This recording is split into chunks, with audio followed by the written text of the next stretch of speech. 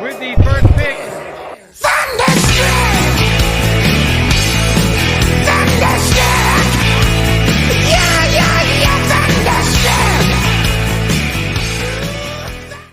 Welcome into the Fantasy Rant podcast presented by Stadium Rant. Check out Stadium Rant on YouTube. We got tons of great shows and, tons of stuff on all different social media platforms. Here today with us, we got our normal Fantasy Rant crew. We got Mason Beck and Lee Cook joining me, Dan Baker, your host. And today, we are one day away from the NFL season. It's finally upon us. Got the Jim Brown jersey on. Mason's got a jersey on. Lee, where's your jersey, brother? I had it on last week, but you were sick. Oh, that's true. I can't even can't talk that smack. So today we're going to be going over some NFL news, most latest breaking news, start sit questions, and then players that we are really keeping a close eye on in week one. All right, let's just jump straight into it. We got news and notes here. Topping it off, we got three pieces of 49er news, Mason. You finally can take a breath of fresh air, a deep breath, as Brandon Ayuk has signed his 4-year, $120 million contract extension. This gives him $76 million guaranteed with a $23 million signing bonus. He is now tied with Tyreek Hill for the fifth highest average salary amongst wide receivers in the league. I did take a look on SpotTrack, and I saw that the contract is backloaded. So in terms of the cap hit, at least, between 2026 and 2027 season, his cap hit will be $42.2 million with a dead cap of just $9.2 million. That gives the 49ers a potential cap savings of $33 million. So to me, this looks like a solid 2-year deal with a very likely out afterwards, unless he's truly proving himself. Mason, I'm curious your take on it, though. Did you see it in a different way? Or are you just happy to be done with this saga? I'm just happy the saga's finally over. Right. I mean, it's gone on too long. A lot of up and down emotions of how I was feeling, whether I wanted to actually keep Ayuk on the Niners, whether that was something that, I just wasn't know. A lot of emotions. So I'm just kind of glad that's over.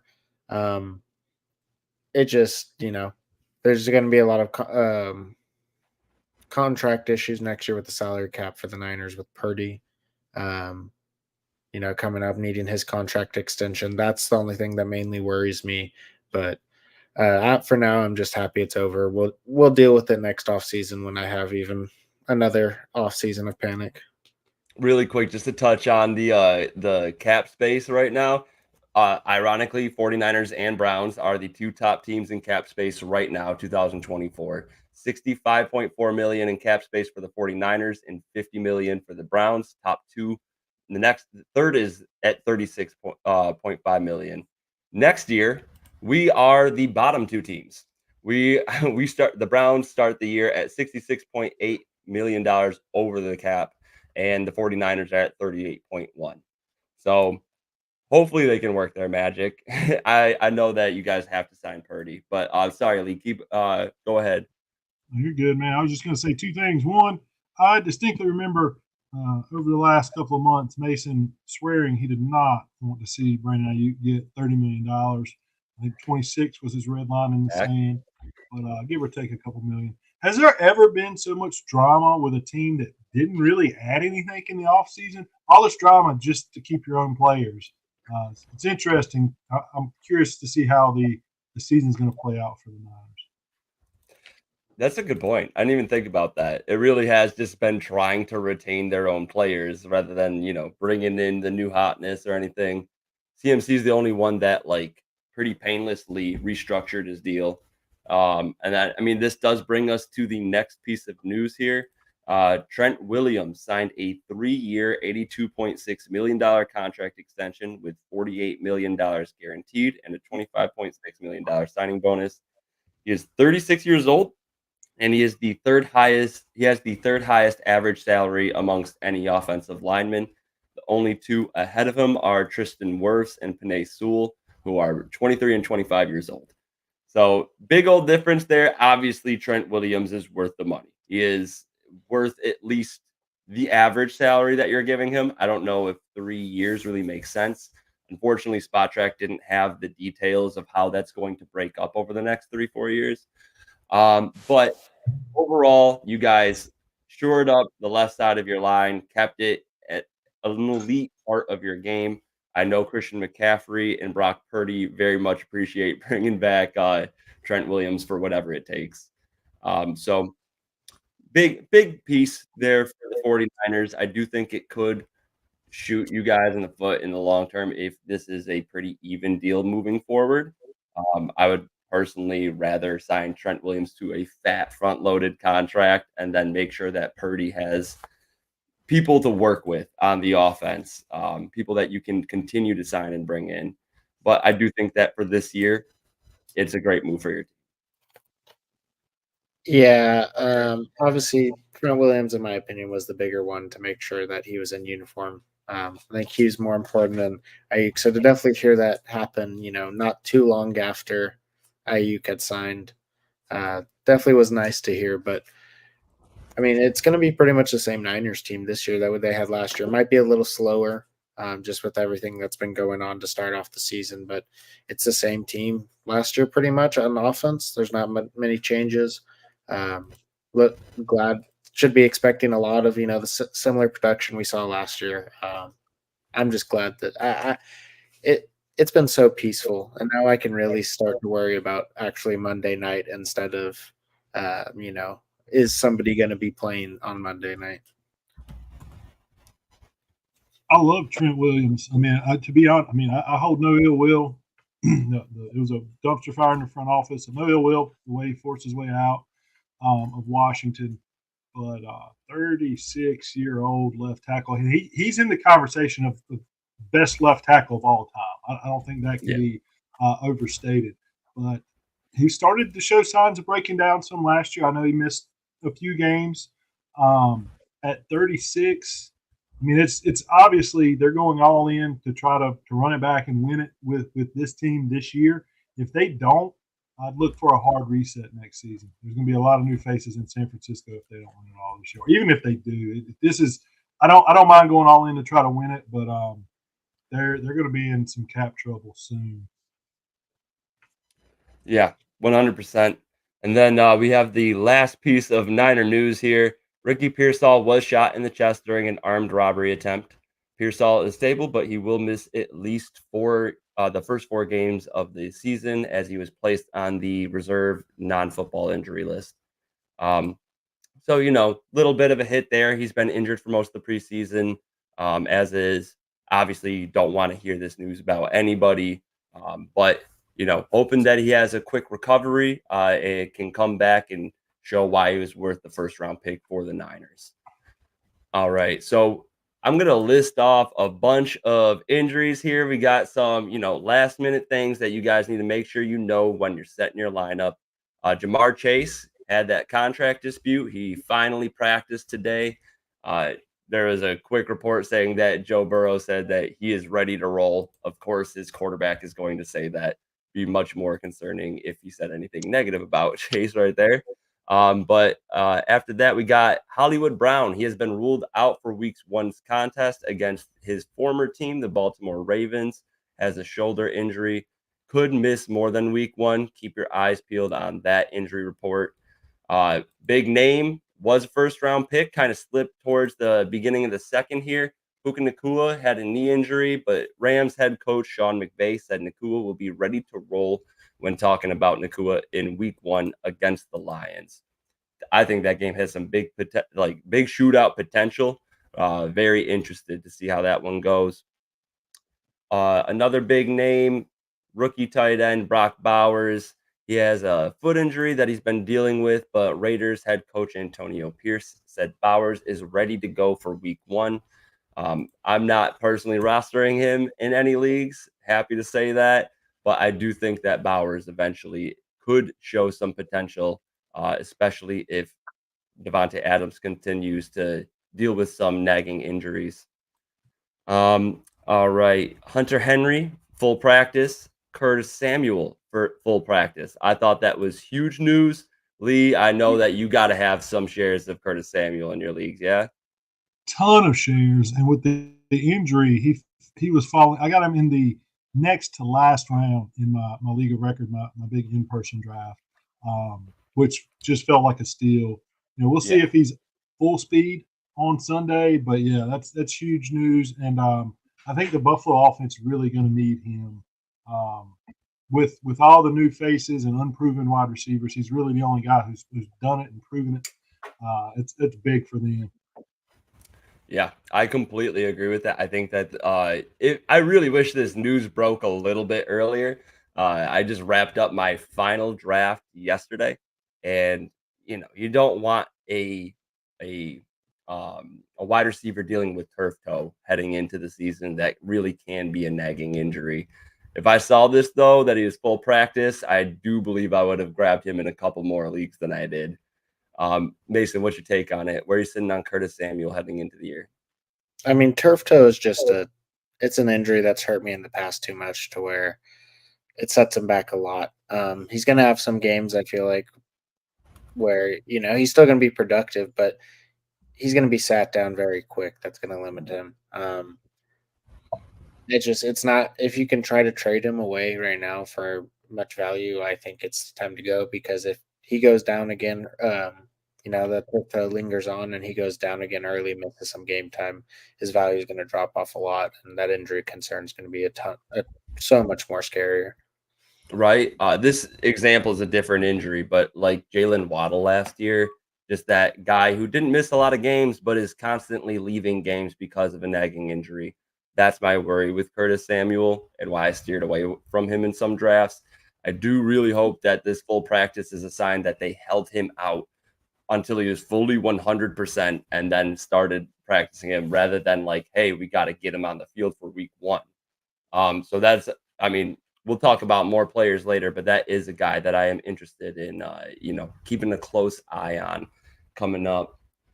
All right. So next piece of news. This one was a bit surprising to me. Tyrone Tracy has not listed on the injury report for week one. That is big, big, big. I think that he is definitely going to be at least see some work on the special teams, especially with the new kickoff rules. He is an explosive athlete. He's a guy that can make people miss. I obviously the Giants' offense is not an elite offense. He is a wide receiver for most of his years in college before turning into a running back in his last year. Giants should be trailing, should be in a lot of negative game script, and Tyrone Tracy could really eat his way into Devin Singletary's workload if he shows that he's a viable pass catcher and pass blocker. Yet to see that, but I know both of you guys were higher on Tyrone Tracy than I was heading into the season. Got obviously some good news for you guys. Where do you see Tyrone Tracy's snap share workload in comparison to Devin Singletary's?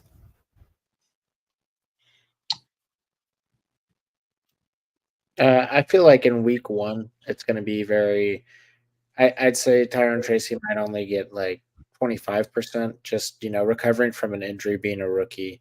It'd be smart of them to not entirely just rush him back to immediately to, getting what he's going to be getting at a full workload later on in the season. So I see just early on him still not, expect week one, he's not someone you want to start in your lineup just For because sure. they're not going to push him back too hard for an untested rookie. Yeah, I mean, I'd be surprised if he's more than 20-25% week one. But I expect that to rise. Again, you said the game script. Just looking at this class, we know there's always some rookie running backs who kind of come out of nowhere and are really valuable assets during the season. And you don't have that guy up top with Brooks coming back from an injury, with Trey Benson behind James Conner, Corum behind Kyron Williams. You don't have an obvious candidate who's just a slam dunk RB1 out of this rookie class. I think Tyrone Tracy has as good a chance as anybody to have the best rookie season of any of these rookie running backs. And I know that's out on a limb. He was drafted pretty late, but with the pass catching chops, you said it. We don't know what kind of pass blocker he is, but the Giants are going to be down. They're going to be throwing the ball a lot. They have Daniel Jones, who is not a prolific down the field passer, and they don't have a ton of guys who are going to command targets.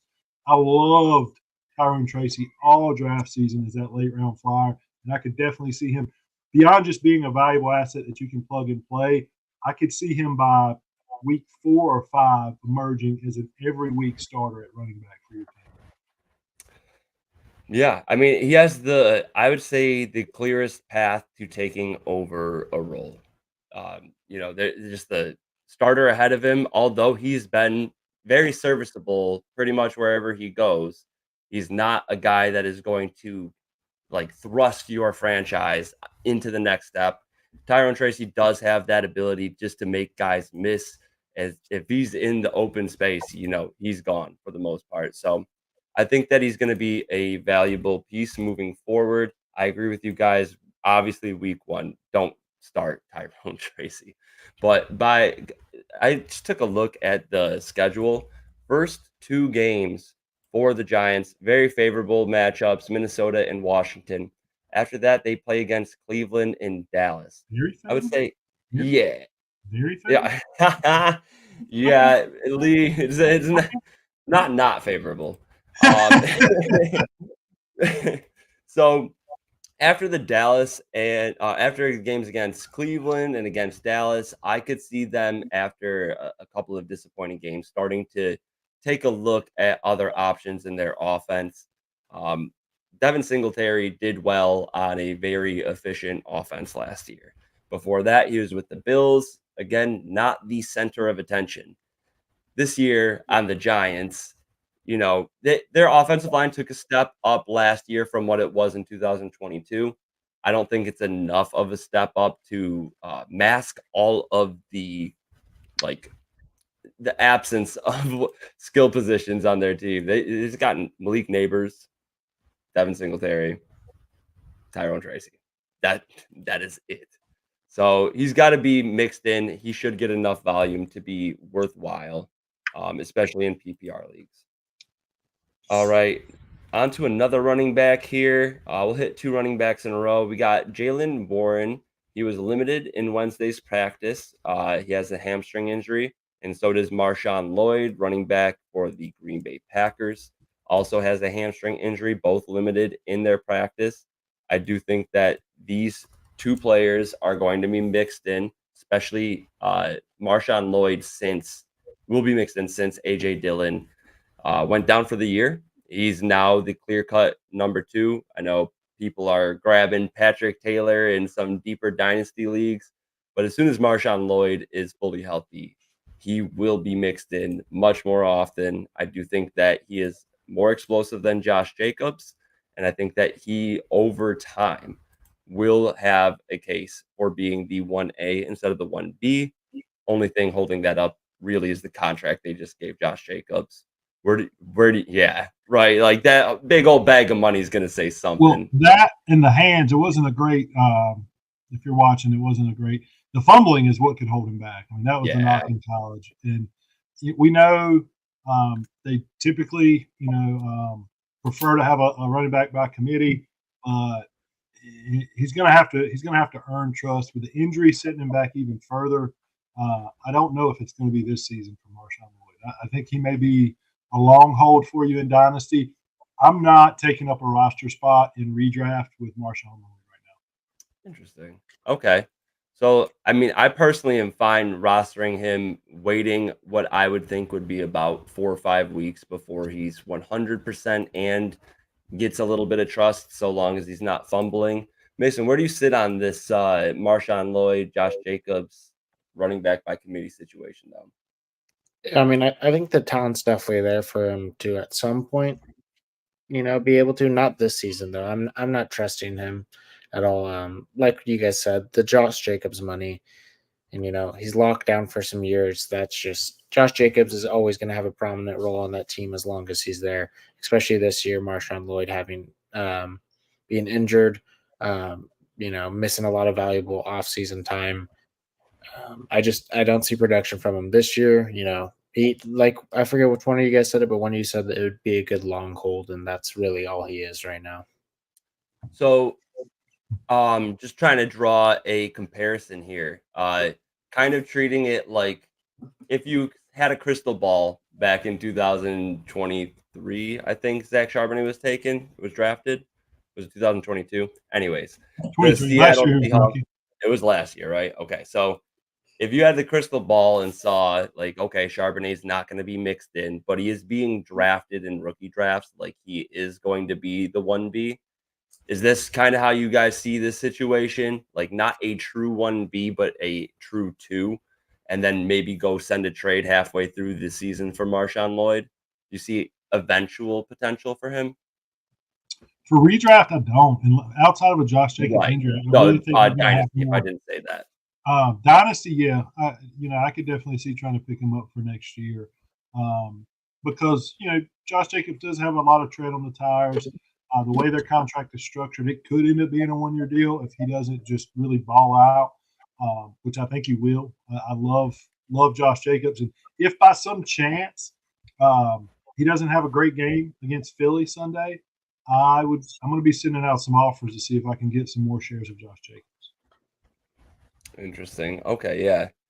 Speaking on the contract really quick. So next year he'll have an $11.3 million cap hit with a $9.3 million dead cap. If they wait until after June 1st, speaking to your point though, that 9.3 drops to 3.1. So if they wait until June 2nd to, trade or cut him, like you were saying, that is a massive difference in cap savings, $8.2 million. And if he truly looks like he did last season with the Raiders, I think you have to make that move. Yeah. And it's crazy. I think we talked about it on an episode before, but they don't actually have to wait until June 2nd. The crazy NFL, they can designate it a post June 1 cut and cut them in April, which makes no sense. It is crazy that it's It makes no sense. Oh man, I wish I went to school to be a lawyer and then just worked NFL contracts. It's like that is an easy way to make a big bonus quick. All right, Jordan Addison, he has an ankle injury. The words I think are supposed to be reassuring, but are not so much. Kevin O'Connell, head coach for the Vikings, said he feels pretty good about Addison playing in week 1 against the Giants. Pretty good does not sound pretty good to me. I think he'll play, but will he be 100%? I feel like O'Connell would give a little bit more enthusiasm than pretty good if he was going to be 100% and out there. Lee, what do you think here? Yeah, I mean he's a guy who's on your bench anyway. If you have to start Jordan Addison week 1, you did something wrong in the draft, or you're in a very deep league. We'll see what Sam Darnold has, but I can't imagine he's going to be full strength. They're playing the Giants. I know you said it was a favorable matchup for the Giants. It's a favorable matchup for the Vikings as well. It's probably going to be not great TV. I like the Vikings defense as a streamer. Just throwing it out there if somebody's already gotten the Bengals and the Seahawks. But I just picked him up in one of my leagues. I mean, to me, that's my third pick as far as a streaming defense this week. But long term, as again, kind of what you were just saying, I think this could be a rough second year, a real step back from what he did last year. And as far as dynasty goes, you get through the season or midway through, he's probably going to be a pretty good buy low candidate for long term. Mason? Yeah, I agree with it. It probably is going to be a step back season. Just Jefferson missed a lot of time last year, and those are when Addison was really exploding. The quarterback situation, obviously, Sam Darnold, who may be able to provide some solid wide receiver production, but it's going to mostly go to Jefferson. We still have to see. Maybe he's improved enough to really support 2 guys. Doubt it though. There's just that worry. But I think long-term value, it's still all there. This is just kind of a scratch year. Hope that McCarthy can come back next year, be ready for the NFL and produce for Addison in the future. Yeah. And I mean, Addison, on top of having a decent amount of his production come when Jefferson was out, 10 touchdowns in his rookie season, highly unlikely to repeat that number with a healthy Justin Jefferson and with a Sam Darnold leading the team. think that's the number one concern. If Kirk Cousins was still there, I would be firing up Addison. And lead quickly to your point too. Like Addison was taking on average in sleeper leagues, full PPR, at the 7-12. So like some people are going to be stuck with a decision between them and maybe their RB3 or another wide receiver, 4, 5, 6 on their team. Who are they going to put in the lineup this week? And with them playing the Giants, I think a lot of people are going to be enticed by, the the Giants' consistent demise year after year. I do think that it's not the smart play. I would not start him until we've seen that Darnold can go to multiple looks, isn't just going to go first read. But at least when you drafted Addison that there's going to be no TJ Hawkinson for bare minimum 4 weeks, and most likely, I would say 6, 7 weeks or so. So last couple of pieces we'll hit real quick. Justin Herbert is off the injury report for week 1 against the Raiders. A lot of great news for people who went late QB strategy. And then Romeo Dobbs, he had a hand injury. He is limited at practice right now. Could open up a small window for Jaden Reed and or Dontavian Wicks. We've heard that it's been primarily Christian Watson and Romeo Dobbs as the 1-2 punch, just like it's always been. But if Dobbs is to be limited in the game, look for Jaden Reed to have a solid week. All right, let's get to the bread and butter here, the bulk of it. We got start sits for your week 1. We're going to be starting off at the quarterback position. And when I bring up these numbers for the defenses, know that a low number is a favorable matchup. So first off, we have Jared Goff against the Rams. Last year, Rams gave up the 6th most points per game to the quarterback position. Tua Tagovailoa, he's going up against the Jaguars this week. They had given up the 7th most points per game to quarterbacks last year. And then Joe Burrow. So he's going up against New England, much tougher matchup. They gave up the 28th most points to quarterbacks. These ADPs are a little bit different. Goff and Tua were pretty close at 10.06 for Goff and 9.10 for Tua. Joe Burrow went at the 6.02. There's a chance you might have both, like 2 of these 3 quarterbacks on your roster. But with a tough matchup for Joe Burrow in week 1, who are you guys going with of these 3 quarterbacks? I'm going Joe Burrow, and I'm not even really thinking about it too difficultly here. To me, if you draft a quarterback in the first 6, 7 rounds, you're drafting him to start. Those aren't bad options if that's your backup, but especially with the Chase news and him likely to play, we know how these year-over-year numbers typically just they don't stand up a lot of times with defenses. There's a huge amount of variance there. I don't expect the New England offense to be able to do a ton, which does concern a little bit for game script. But just with the running back situation being so undecided, I think Cincinnati runs it up on them, and I could see them scoring 28, 35 points in the first half. Okay, Mason?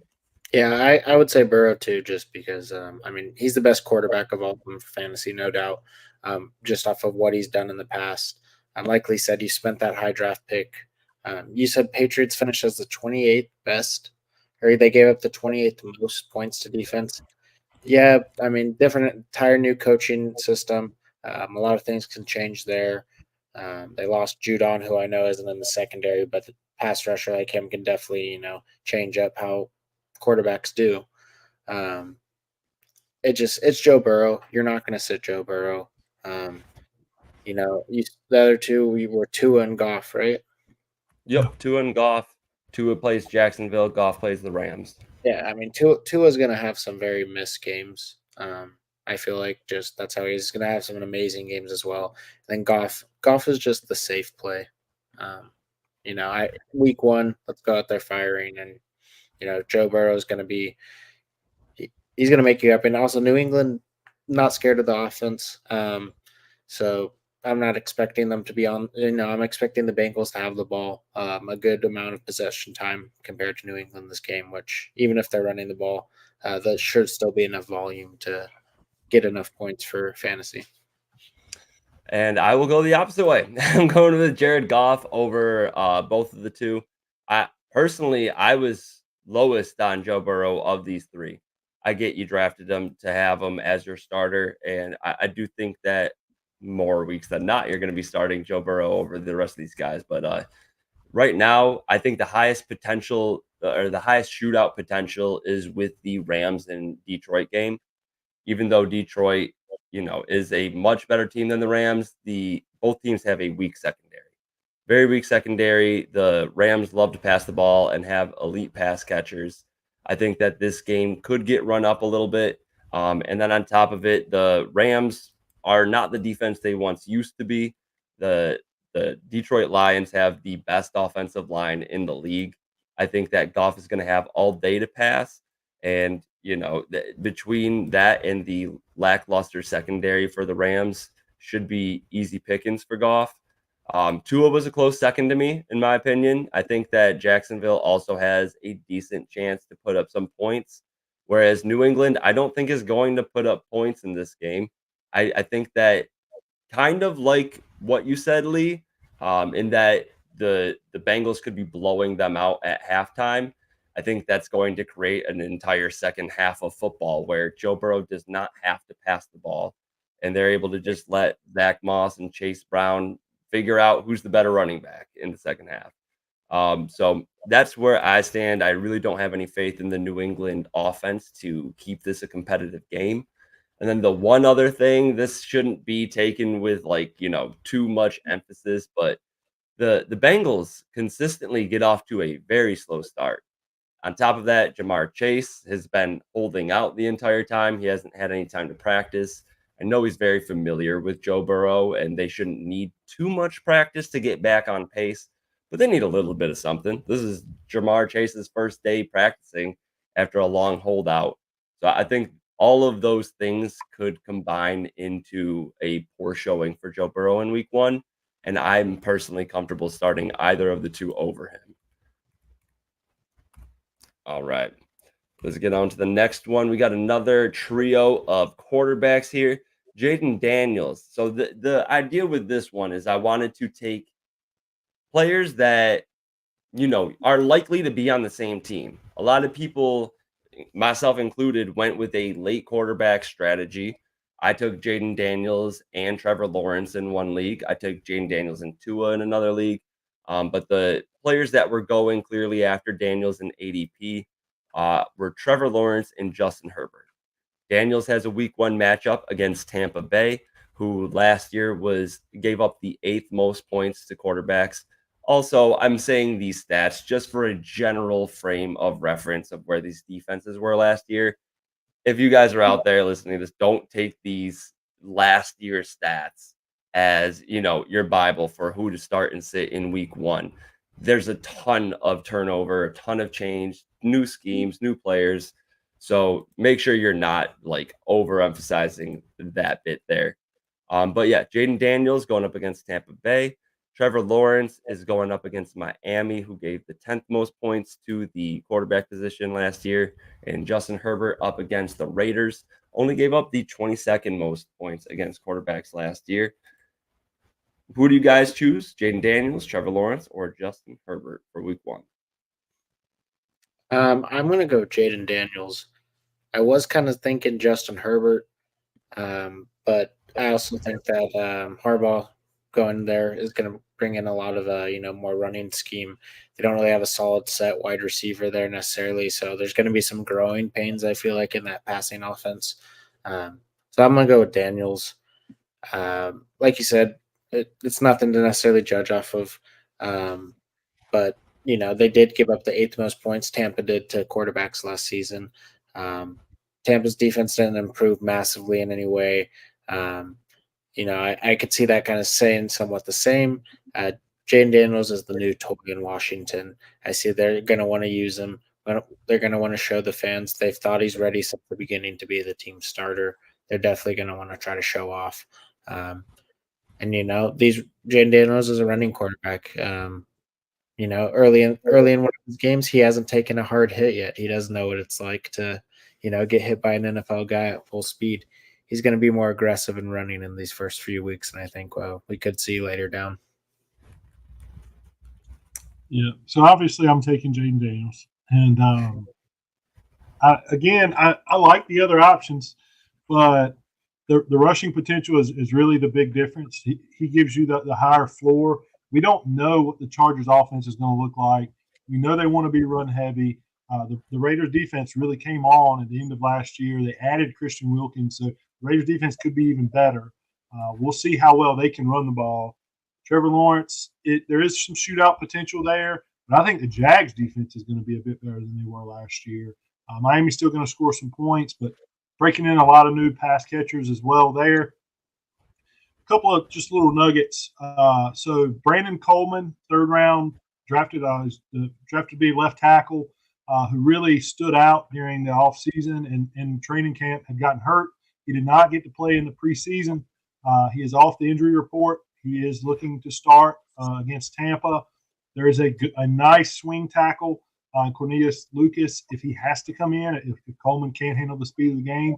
And they just re-signed the best offensive lineman in Washington. Sam Cosmi just got an extension, rather. So kind of shoring up the O-line. He's, like Mason said, I mean, he was drafted number 2 overall. He's going to be the guy, hopefully the future of the franchise. I think Tampa's going to score some points, and Washington's going to have to score to keep up. I know the wide receiver crew looks a little iffy, so that to me that even adds to the running. I look for Terry to have a good game, but I look for Zach Ertz to have a really big week 1 while he's healthy. Really good chemistry. All the reports between him and Jaden. Luke McCaffrey could be another like DFS play because he's listed as the starter over De'Ami Brown, so he's going to be starting week 1. But give me Jaden Daniels, and I'm going to say over 65 yards rushing and a rushing touchdown. I could see the 65 yards rushing, which is what gives me the most pause. It was really close for me between Daniels and the guy I wound up taking.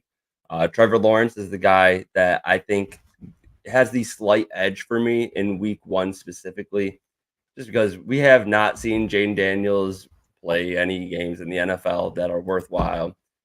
They lost Jahan Dotson, and it seems like it was probably for a reason. It does not seem like he was impressing the coaches and they wanted to get rid of him. But right now, leaning on your second best receiving option being Austin Eckler, 30-year-old running back, or like whatever Zach Ertz is, like 87-year-old tight end. But yeah, he is there's going to be some reliable guys that will be where they need to be. I don't know if Jaden Daniels is going to have the play recognition, the awareness to recognize when to dump it off and when he should take off. So for week 1, at least with a tough matchup, I do think that I am leaning towards Trevor Lawrence. The only thing that is tough is the Miami defense is legit. Like they had a ton of injuries last year, but right now their secondary is Javon Holland, Jordan Poyer, Jalen Ramsey, and I'm blanking on the 4th cornerback or the 2nd cornerback, Kendall Fuller. So all very solid options. I think that Miami should be able to control the game for the most part. So I do think that the Jaguars are going to be forced into some throwing situations. Christian Kirk's a little bit hobbled. Brian Thomas Jr. is a rookie. Gabe Davis is always boomer bust. I'm just hoping that some of these boomer bust plays hit when they're down big. That's at least how I see the game going. And then Herbert, he's hobbled right now. He's off the injury report, but there's no way he's not feeling his foot at all. And then subpar wide receiver core for Justin Herbert. And all reports point towards them running the ball a lot. So really quick complete side note. I just saw a report saying that J.K. Dobbins is looking explosive in practice. You guys buy any J.K. Dobbins height this year? My only kind of reason why a little bit is because in some leagues I've been able to practically get him for like free or one of the last Right. picks, and for that I'd take it just because there's some upside when he has been healthy. He's looked good, but he just Smart. hasn't been healthy much. Being in Harbaugh's system gives me some hope, but you know he could be hurt after like half the first quarter on Sunday. So it's just like I don't He, have high expectations, but there's some hope. he could get hurt Yeah. getting on the team bus headed to the stadium. You're And right. I hope he doesn't, but to me, I still Gus Edwards is the guy who I would put the most faith in. But as a late round flyer in the draft, it wasn't a bad move. I don't think he's going to be on any of your waiver wires unless it's a really short bench. But hopefully, because of how much adversity he's had, I would definitely like to see that. But I need to see it to believe it. I think he's more likely in a pass catching role only or predominantly. And Gus Edwards is going to be the guy in the red zone, which is the guy I want to own for the Chargers offense. I agree with that. The red zone work is why I would lean Gus Edwards. To your point quickly, Mason, he is going at the 11-12, so the very last pick of the 11th round in sleeper. I would still take some guys that are going after him. Rico Dowdle's going a full round later. I would take my shot on him. Ty Chandler, he's being talked about as the 1B in Minnesota. I think that not enough people are talking about Ty Chandler. I know most people don't have a draft left unless you are the fantasy footballers that can take off a full day and draft on opening day. Most people have their leagues done and wrapped up. But I would say if any of you are out there and you see Ty Chandler sitting there on the waiver wire, go and pick him up, get him on your roster. All right. So we move on to the running backs here. A good transition for the first trio of running backs. We got Tony Pollard going up against Chicago, Javonte Williams going to Seattle, and then Brian Robinson going to Tampa Bay. All three have road games. Pollard against Chicago. The Bears gave up the 8th most points. However, they did turn around at the end of the season. Were a very tough run defense at the end of the season. Javonte Williams goes up against Seattle. That was pretty much a cakewalk all year last year. 3rd most points to the RB position on average. And Brian Robinson Jr., he is going up against Tampa Bay. They have that vicious defensive line. They gave up the 30th most points to the running back position. Not a favorable matchup. Lee, as the incumbent Washington fan, where are you sitting on this one? So this is a tough one for me. I'm throwing out Tony Pollard. Not starting Tony Pollard over either one of these guys. Not until we figure out the where he and Tajay Spears stand and Right. really what we see out of the Titans offense. I probably have to start Javonte Williams if I've drafted him and Brian Robinson because of the matchup. And both are starting rookie quarterbacks. Obviously, Jay Daniels is much more highly touted.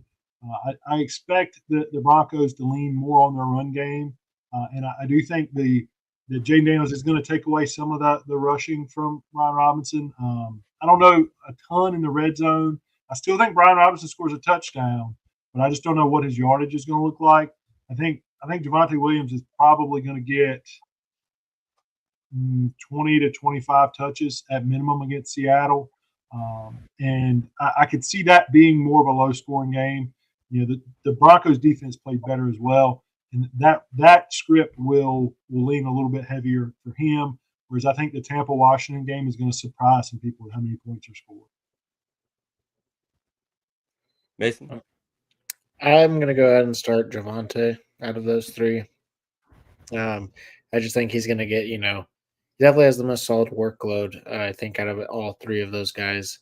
Um, you know, Pollard has a lot of unknowns whether or not him or Spears are really going to be the 1A, 1B.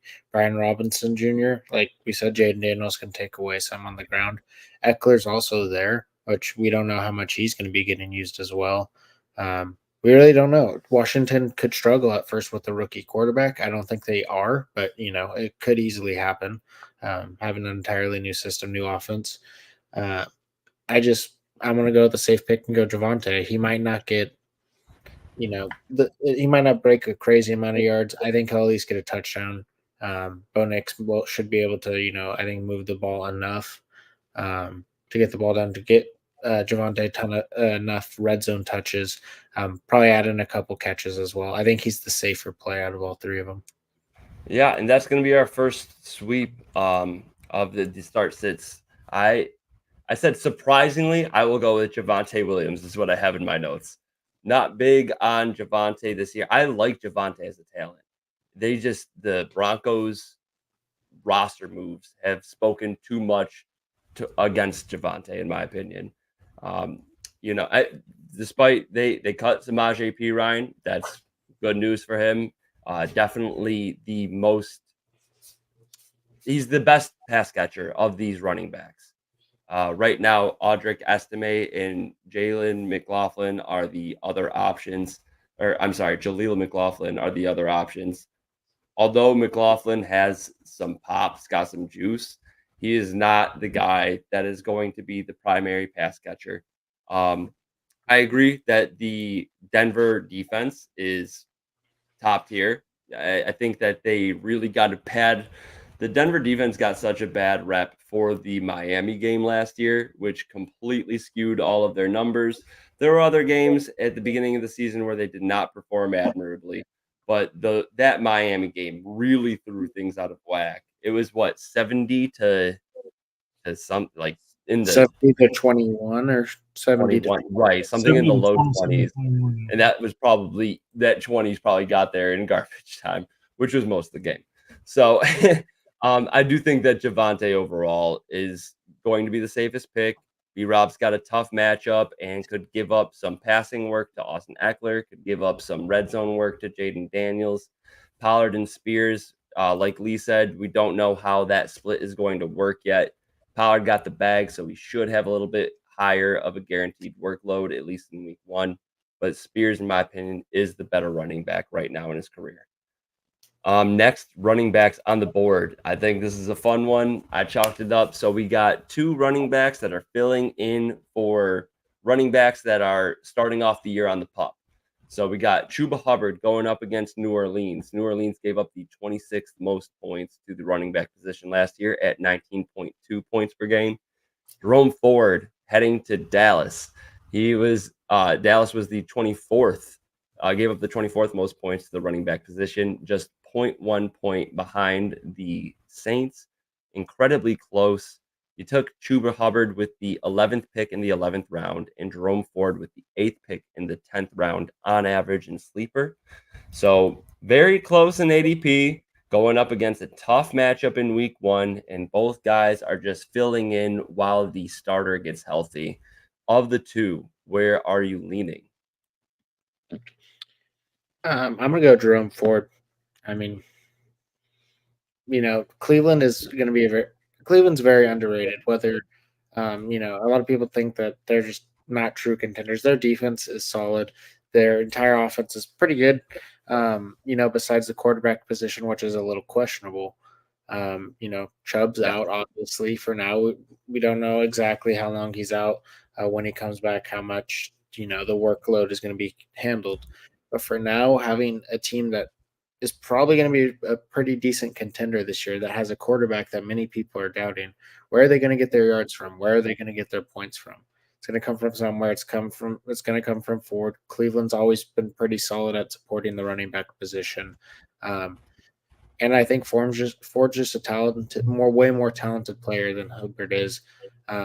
He only really did good towards the end of the year there because Carolina had nothing else to do except just hand him the ball and send them out there. Carolina was that bad where that was their only thing they could possibly do. Tell a guy to run it as much as he could.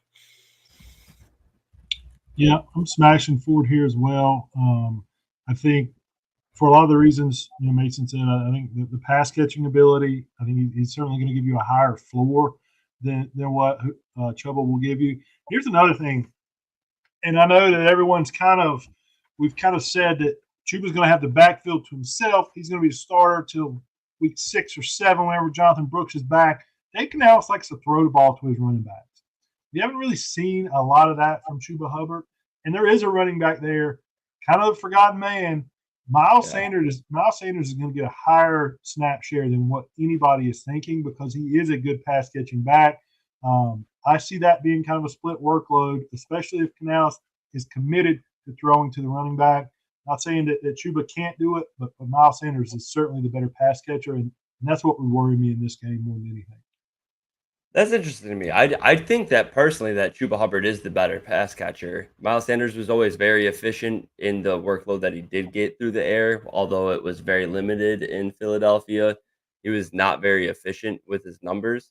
However, I'm on your guy's side, obviously. Not just the homer pick, but Jerome Ford.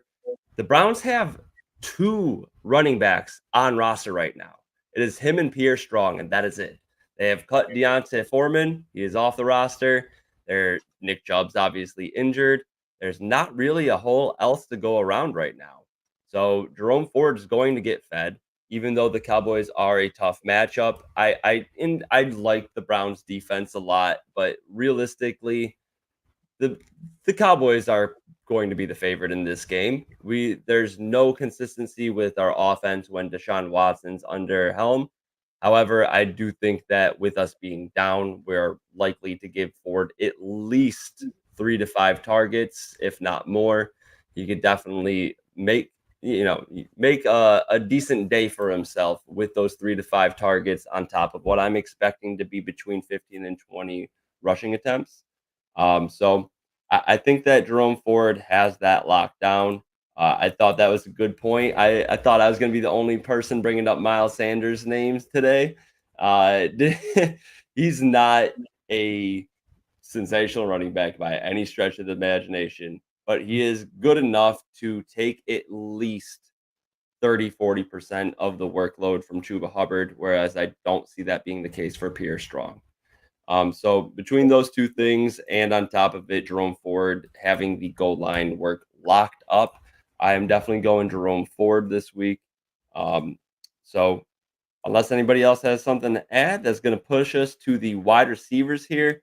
I'm going to try to get us through this a little quick because I do want to touch on our last tight end situation here.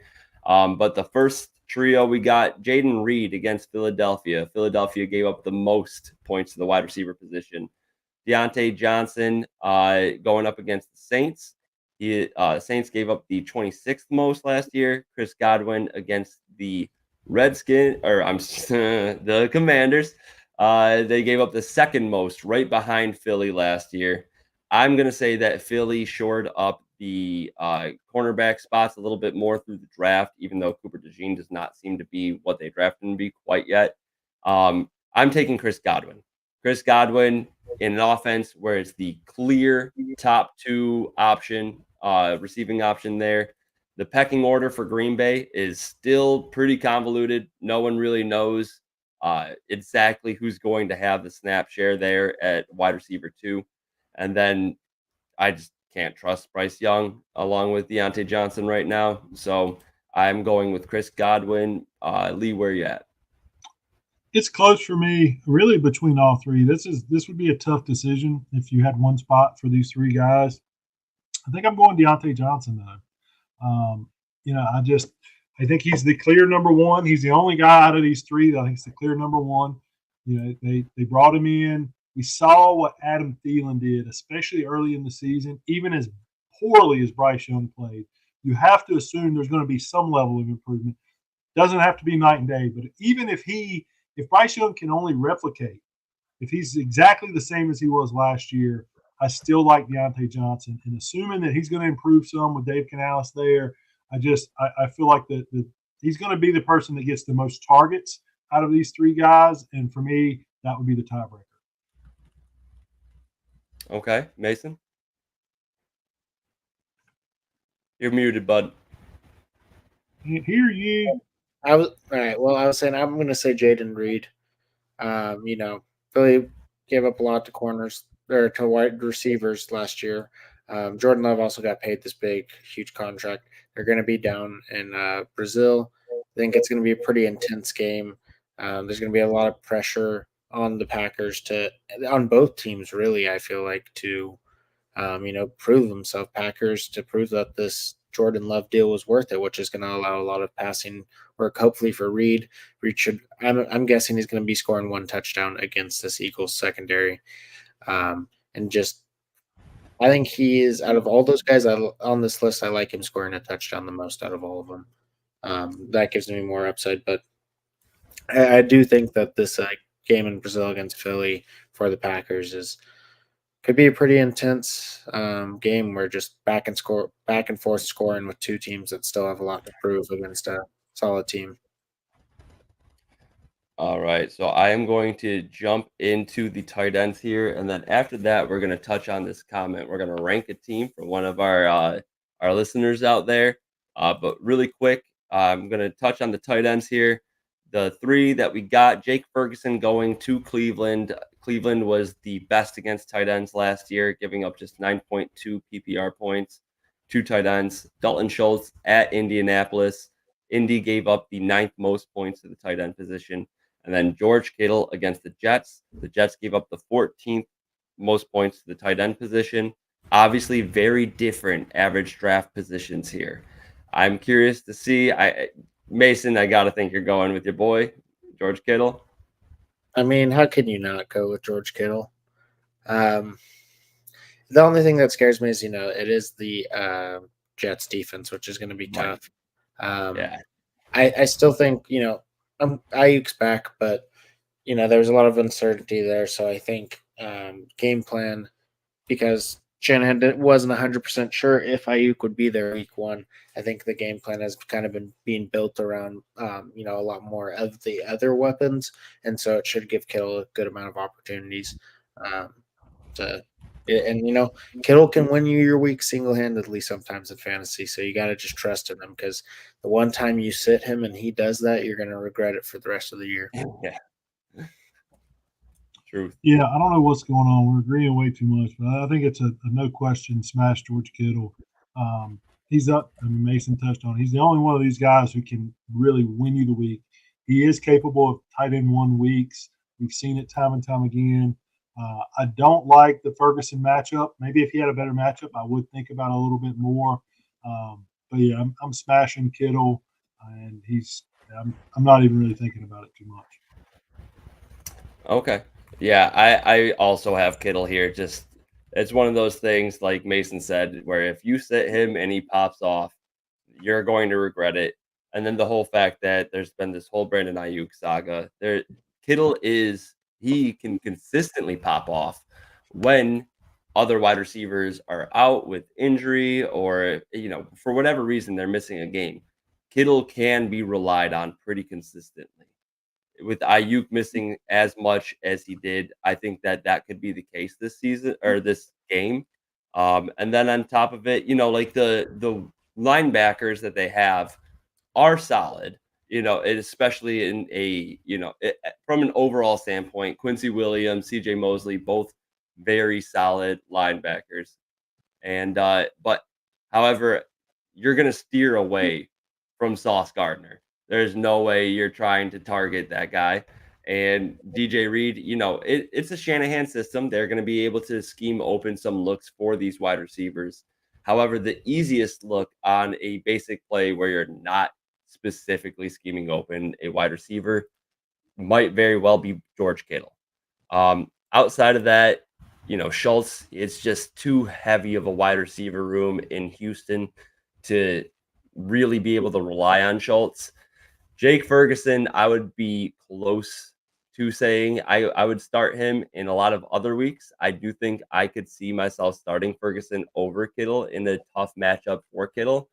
However, Ferguson's got a really tough matchup. Jeremiah Owusu-Koramoah, if you're not familiar with him, is an insanely athletic coverage linebacker that should be stuck to Jake Ferguson all day. And that's if, like the slot corner, Greg Newsome's not on him. There's a lot of good coverage options there in Cleveland. So I will end up going George Kittle there as well. That's the toughest position to try to deliver these start-sit questions. It's just such a shallow position. It's hard to find those players. But before we move on to our next section and answer this question, rank this team, We appreciate everyone out there in 99.1 listening to this in Atlanta. You guys are the best. We really do appreciate you guys out there. And make sure to check out the YouTube channel. We got tons of great stuff here. 5, 6 shows popping off. We're adding a new show. It feels like every week. So make sure you stay tuned. We got a lot coming your way. Let's hit this question though. Put it on the comments. All right. So starting roster looks like he said 12 team standard, so it sounds like no points per reception at all. Looks like a standard starting format, roster format. So you got one quarterback, 2 running backs, 2 wide receivers, a tight end, and a flex. Those are Kyler Murray, Saquon Barkley, Jahmyr Gibbs, DJ Moore, I'm going to assume, Jalen Waddle, George Kittle. At his flex, he's got Javonte Williams. On the bench at quarterback, Kirk Cousins. At running back, Trey Benson and Blake Corum, Jalen Wright, and Brian Robinson Jr. And then at wide receiver on the bench, he's got Zay Flowers, Brian Thomas Jr., and A.D. Mitchell. Personally, I like that team a lot. I love that on the bench you have 3 rookie running backs. They can all truly step into their own, especially Trey Benson. James Conner hasn't played a full season, I think, ever. I'm gonna fact check that, but I'm pretty sure the most he's played is 15 games in a year. So on top of that, I am not big on Blake Corum, but a lot of people are. A lot of people think that he is going to be more of a 1B than I personally do. But regardless, another situation where if Kyron goes down, you can rely on Blake Corum as I would say at least a high-end RB2, if not potentially a back-end RB1 in this system. And then Jalen Wright, he's a little bit more buried than the other 2. However, this is a system that tends to use more than one running back. If it's Devon Achane that goes down, you're going to see Jalen Wright used between the 20s. If it's Raheem Mostert that goes down, though, I do think that Devon Achane is still going to be relied on as a workhorse with maybe some potential for Jalen Wright to sneak into some red zone work just because of how slight a frame Devon Achane is. But I like this team overall. I think that you have some pop on the bench. I would say that the starting wide receivers are a little bit boom bust, and the flex is a little bit, I'm not a huge believer in Javonte.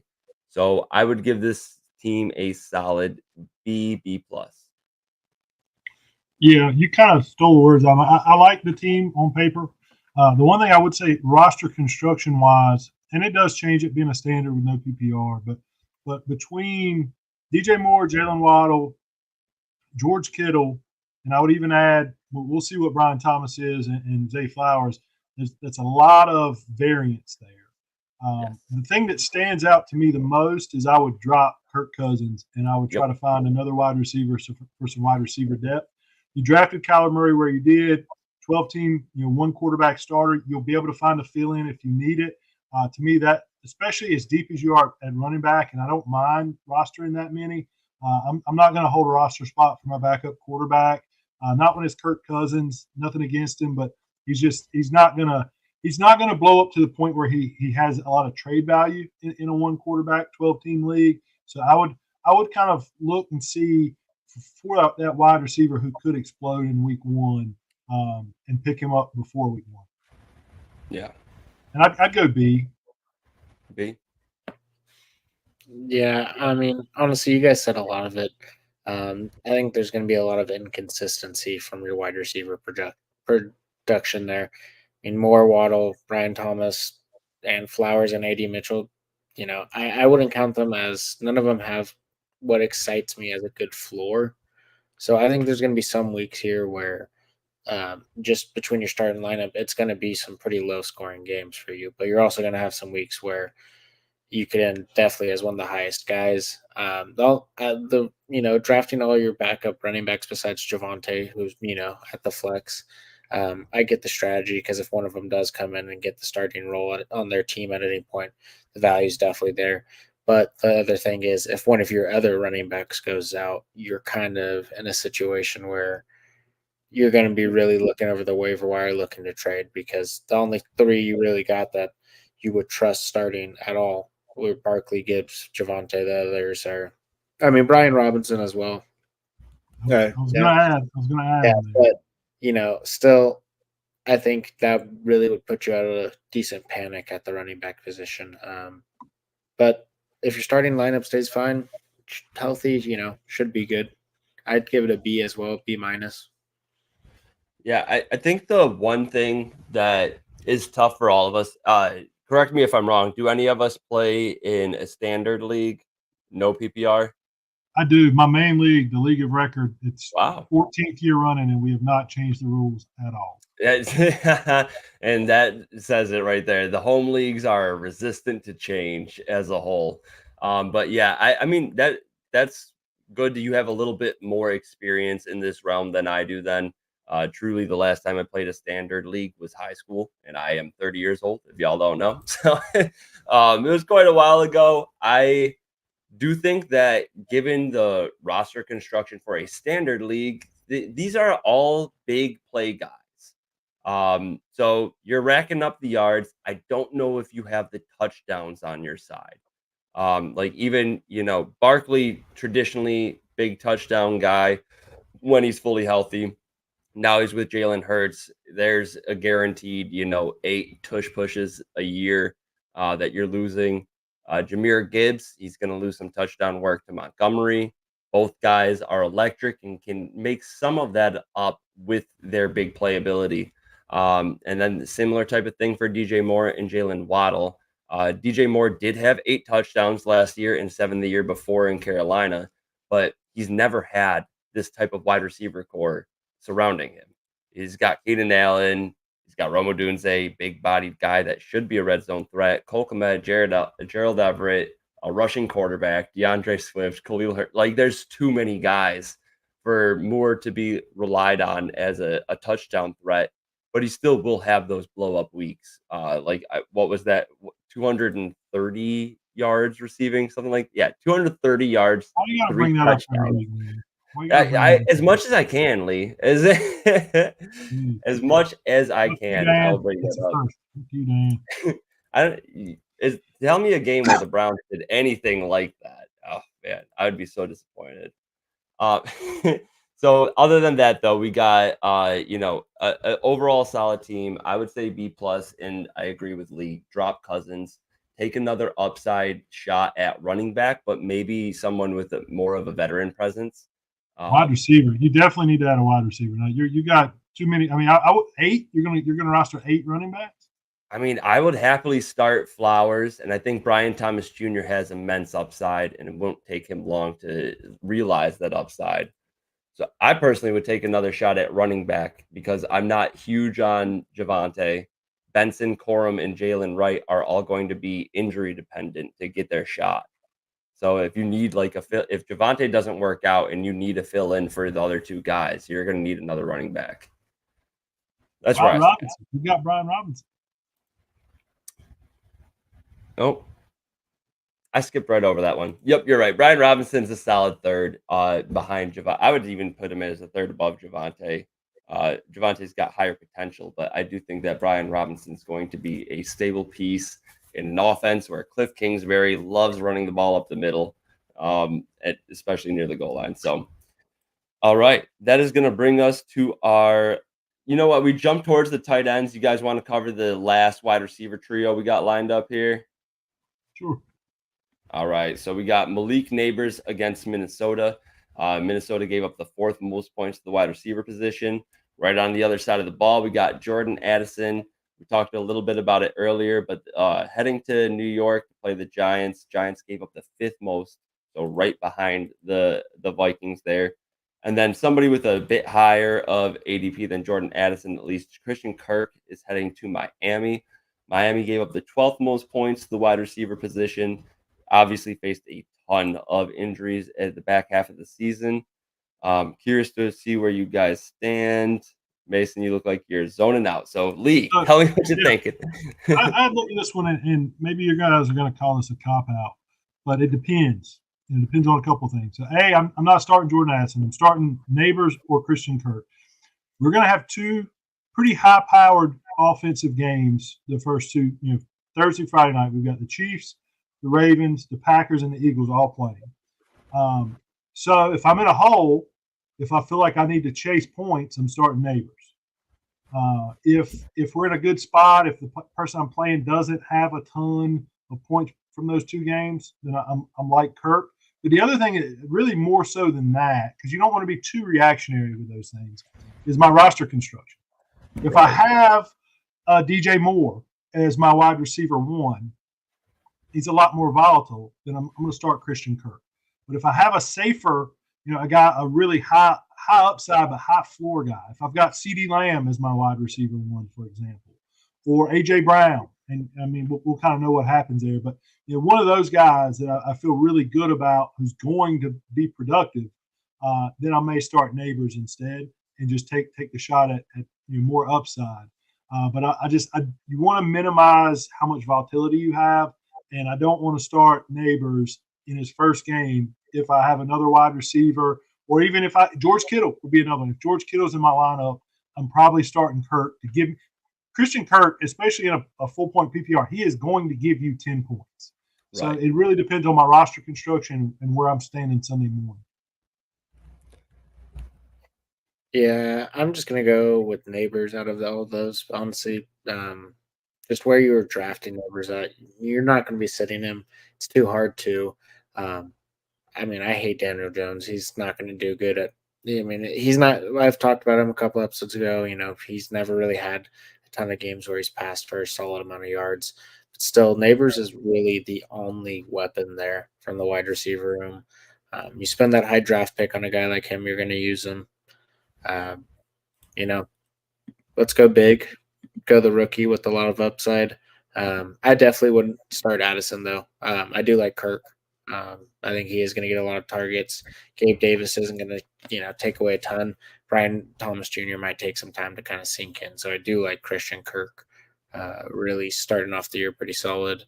But Addison's a no.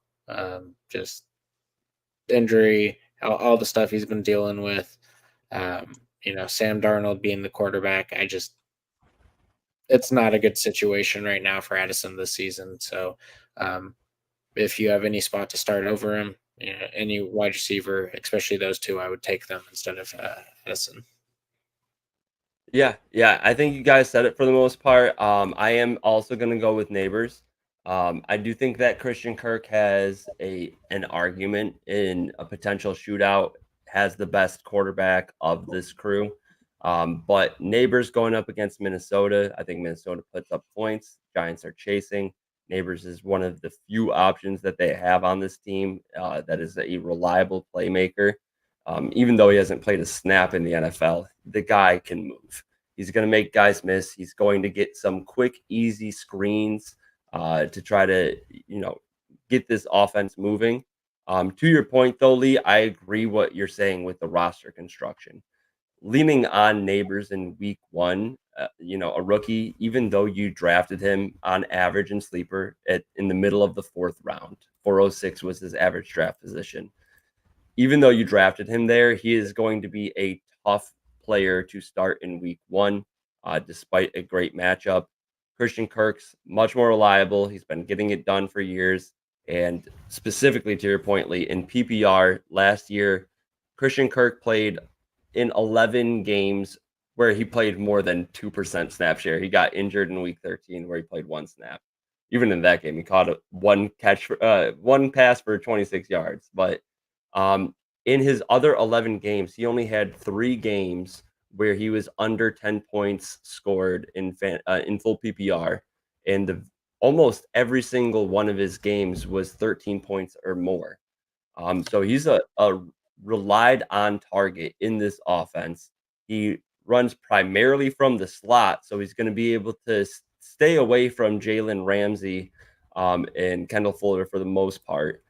He might still get some Jordan Poyer or Javon Holland, who are both top-tier safeties, and that's what kind of steers me away from them right now. Javon Baker's also, he's not a sexy linebacker that makes a ton of highlight plays. He's solid in coverage, though. In between the secondary, the safeties, and the Javon Baker, I do think that Christian Kirk is going to have a tough day in week 1. We'll see how that goes, but right now I agree with Mason. I'm going to take the upside in Malik Neighbors. It might come in garbage time. Fantasy points are fantasy points. We'll take them however we can get them. And a lot of Neighbors points this year are probably going to come in garbage time. So that, before we take off here, just really quickly, I wanted to each have us give 2-3 players, a position, a team, something that you're watching for in week 1. I'll just rail mine off real quick. I got the Packers wide receiver core. Very interested to see the pecking order. If Romeo Dobbs can sneak in a couple of full practices, I think we'll get a more reliable look in week 1. If he is limited heading into week 1, though, we might need to wait until week 2 before we really see who is getting the snaps, who's getting the targets. And then the other one that I had is just the whole Cup versus Puka Nacua situation. I did some research over the offseason. I thought that because both had some decent end of year numbers that both could coexist, but truly there was not a lot of weeks where both of them were top, like were wide receiver 2s. One of them was finishing very highly, and the other one was finishing outside of the top 20 wide receivers. I don't know if Cooper Kupp being fully healthy means that he just automatically gets the Cooper Kupp role back handed to him. I think that they're going to do a good job of mixing them in, and both are going to have. Personally, I have them both ranked as top 12 wide receivers. So I might be a little bit biased, and that's why I am trying to stay water, keep a close eye in week 1. And if you really see it leaning one way or the other in a favorable matchup against a Detroit secondary, I think that we'll get a strong intel for the rest of the season. All right, Mason, you're up next. All right, so the first player that I'm going to be watching for this weekend is going to be Bryce Young. They're taking on the Saints. Bryce Young, obviously not a great rookie year. Panthers were a terrible team, but they did bring in some help. So I'm going to be really watching for, is he going to be at the point this year where we can trust starting him in a 2 QB league, or where we're okay with him being a backup? Can he even be a streamer? It's going to be a lot to judge for dynasty value as well on, will he show that he has at least the ability to throw up these big numbers where he's going to be worth holding, or are we going to be wanting to sell him as quick as we can before Bryce Young's value really just tanks all the way down? Yeah. That's one thing I'm really going to be looking for him, is just seeing, did he improve, or is he just going to be a quick out of the NFL type of bust? And the next one, another quarterback, I'm really looking at Anthony Richardson. Didn't really see him much last year. We saw that the running ability is definitely there for the NFL level. The passing ability, we're unsure of. It has a lot of implications, not just to him, but to the receivers around him, whether or not they'll have to rely off the run a lot more through Jonathan Taylor.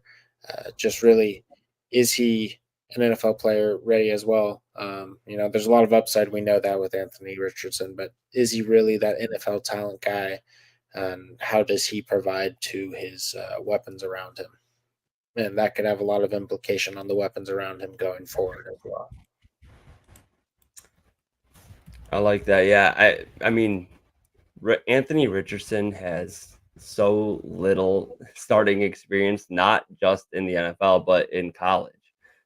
So really, I and Lee, you talked about it frequently throughout the offseason, how his dynasty value was skyrocketing, and you saw it as a trade high opportunity. This guy's getting all of the hype. Get rid of him while you can, because if he goes south, it could go south quick.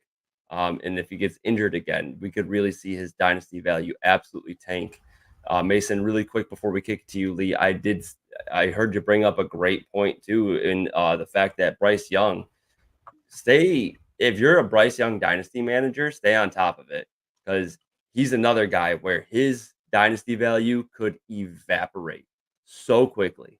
He had a terrible rookie season. If he gets through 4 games, like 4 games or so, I would say if he hasn't proven anything, his value is pretty much gone in Dynasty already. Despite his youth, despite all the opportunities around him, I think that if he's not showing it through the first few games of the season, what would you be willing to trade him, Mason, for? If let's say through week 4, Bryce Young still hasn't cracked the top 15 QBs for fantasy. Um, Average games looks like an average QB. What are you trying to trade him for? If I'm still Bryce Young in a 2 QB league or Superflex, late first probably, just because I still think Carolina is going to be a bad team. Um, Okay.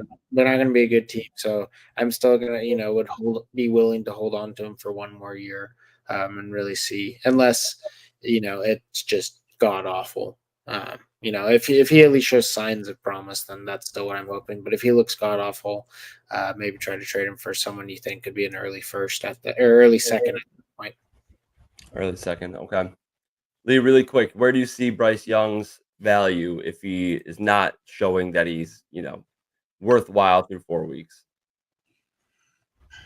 If he looks like he did last year, at best you're going to get about a mid second, and at that point you're kind of stuck with him. I don't see selling him for that, because he still is going to get a leash, especially with a new coach.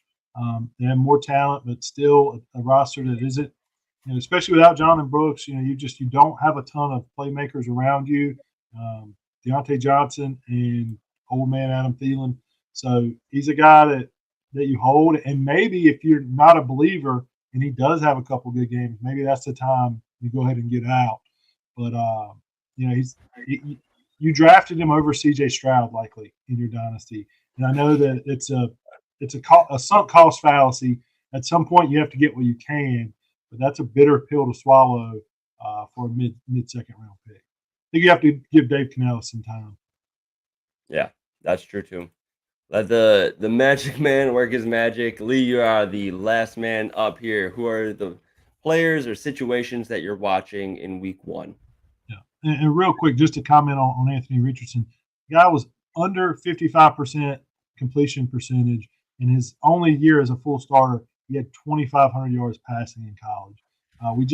We haven't seen it at any level. The potential is there, but we've seen so many guys bust.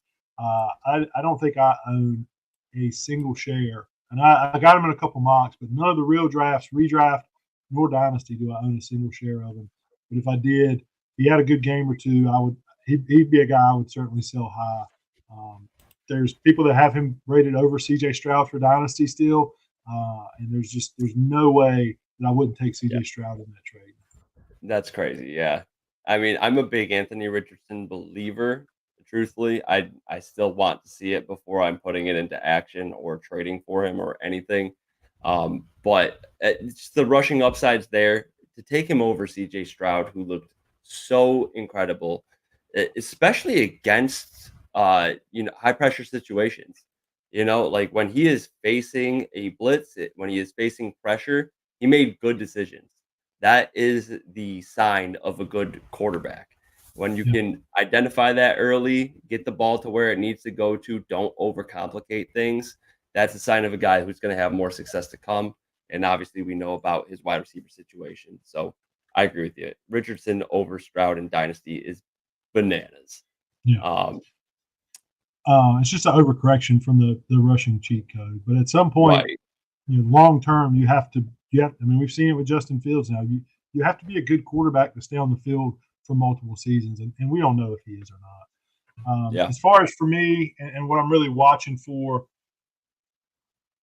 it's the running backs, running back by committee, and there's a couple of situations that stand out. But really, the big one for me is the Titans backfield. We know they brought in Pollard on a pretty good money deal. We know, like Tajay Spears, we saw him, on the field more than Derrick Henry last year. Who is going to be the goal line back? Who's going to get the line share, the goal line work? Who's going to be the primary pass catcher? Are they both going to kind of rotate in that role? We saw how much they liked Tajay Spears in a pass catching role last year. Tony Pollard Does he still have juice? He was coming off an injury last year. So really want to see if this is a 1A, 1B situation. And if it is the things I just mentioned, or if one of these guys is going to be the one and somebody's going to be a 2. After that, you guys know how I feel about this backfield. The Bengals, I think it's Zach Moss. I think Chase Brown is just a change of pace guy. I think there's a reason Zach Moss didn't play at all in the preseason, and it's not because they don't believe in him. They were saving his legs for now. We'll see. I just want to see what kind of snap share Chase Brown gets. Confident Zach Moss is the goal line back. Third downs are a big thing I'm watching. That's going to be where Chase Brown can get on the field and really make a difference early if they trust his pass blocking and if he has improved there. And then the Chargers backfield, just intriguing. We know they want to run. We feel confident there's going to be a valuable running back there. What does J.K. Dobbins look like?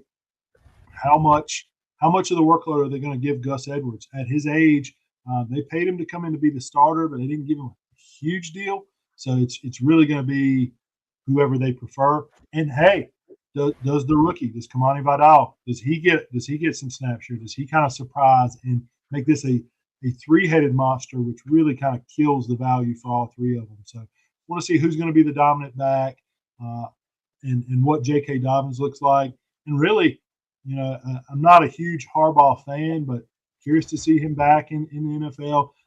Saw that I can't remember the kid's name, but they announced their starting fullback is 6'4", 300 pounds. That's some old school football. 6'4", 300 pounds starting fullback. Somebody is going to get some yards behind that dude. I like that. I'm looking forward to seeing some. There's not enough of that. I mean, we all kind of grew up in like running backs kind of ruled the league.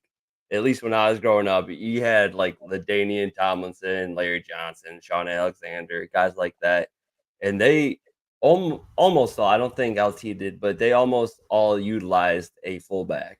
Like those Mike Allstott days where you got the boyo with the big old neck roll. So I'm looking forward to seeing some old school football, some linebackers getting fucked up over the middle from this. You said 6'5"? 6'4", 300 pounds. 6'4". Either way, that is ridiculous for a guy filling up the holes, trying to create a little bit extra room. That's going to be fun to watch. Really quick on the Bengals RB situation. Throughout the offseason, when Evan was here, he was Chase Brown. Mason, you've been Chase Brown. Me and you, Lee, we've both been much more Zach Moss.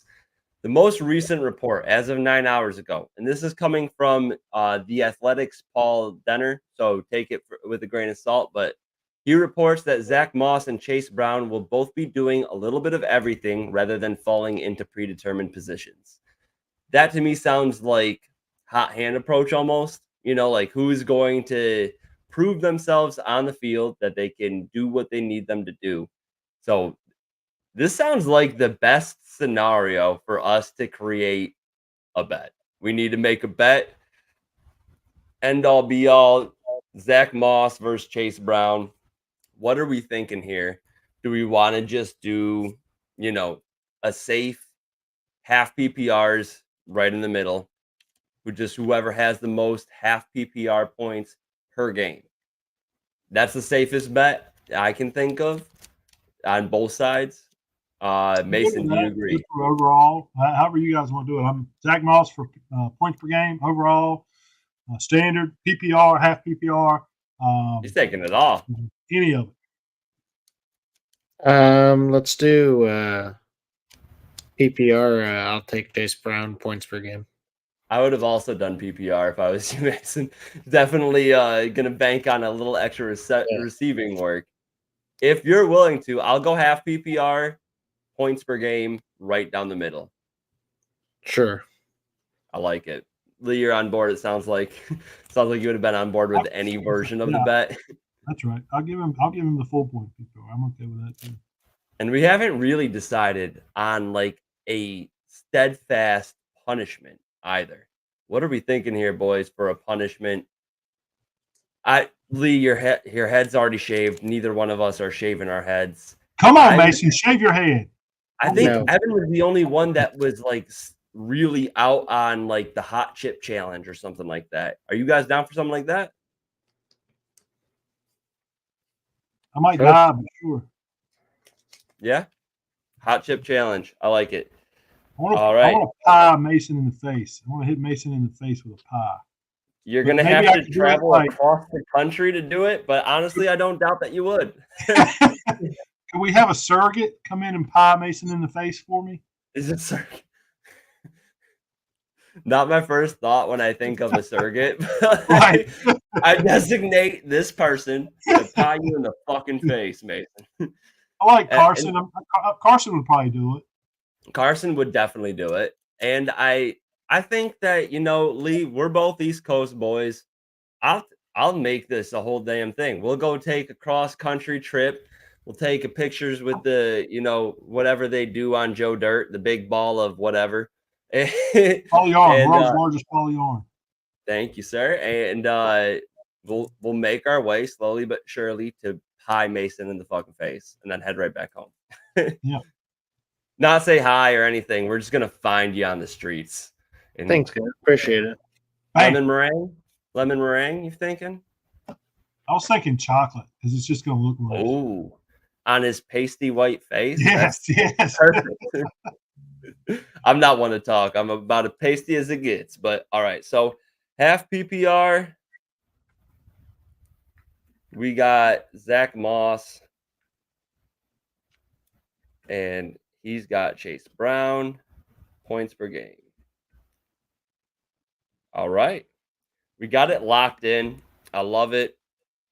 I needed us to have some official metric on this, like some official bet.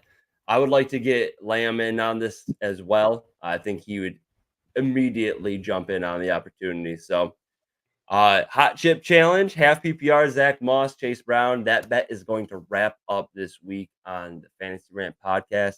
Thank you guys for joining. If you guys want to, make sure you hit us up on the social medias. I'm at follow the volume. I forget your guys' tags. If you want to plug it, go ahead and plug it. Oh, at Lee Cook. Easy enough. Right on the screen. If only I could read. That'd be so helpful. And then Mason at Mbeck at FR. Yeah. At FR Mbeck. So FR letter M and then BECK. Hit us up on Twitter. Tell us what you need from your start sits. Tell us if you need some advice on a trade target. Let us know. I respond to everyone. So DM me, hit me up, comment, whatever. We got you covered for all your fantasy football needs. Make sure you stay tuned moving forward to the Fantasy Rant podcast. Thank you, everybody.